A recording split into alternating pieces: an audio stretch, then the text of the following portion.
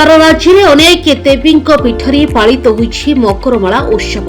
सेभଳି भद्रक जिला धामरा ठारे थिबा मां धामराई देवी पीठरे आरंभ होई जाइछि मकरमेला।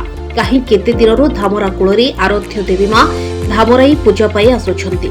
एठारे दीर्घ 15 दिन जाए मेलन बासी थाए। धामरार ये तो मांकर प्रसिद्ध मेला। माँ धामराई होउचंती ये अंचलर प्रत्यक्ष देवी। तेणु ये अंचलर जनसाधारण जेकोसी कार्य बाहर प्रथमे माँ को स्मरणा करी जाते एवं सबु कार्य कृतकार्य होते। तेणु ये मेला आमर 70-80 वर्षर मेला। ये मेला प्रति वर्ष जनवरी 14 रु 15 दिन धरी मेला चले।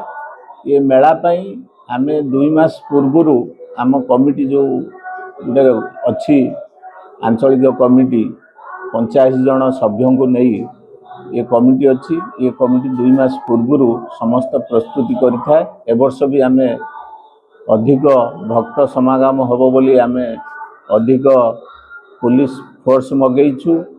आम सहित पुलिस प्रशासन अच्छी, जिला प्रशासन सहयोग करछंती। ये अंचल समस्त जनसाधारण को नहीं आमे 15 दिन ये मेला को श्रृंखलार सहित पालन करियो बोली समस्ते चेष्टा चलैछु। कमिटीर समस्त सभ्य सक्रिय अच्छंती। समस्ते आय व्यय हिसाब आमर जनसाधारण को नहीं कि हुए। किछि मुष्टिमेय लोक निज स्वार्थ पाई एपरी अपप्रचार करिसेंती। तार प्रमाण आपण आज देखुथिबे मेला केते श्रृंखलार चलीची मां को दयारु। तेणु ये मां जो ये अच्छी तेणु जी तांको विरुद्ध रे कहबो से निश्चय तार फल भोगिबो। जदि आपण मानको आम वीडियो भल लगे बहुत मात्रा रे लाइक शेयर करंतु। Bureau report Odisha 24।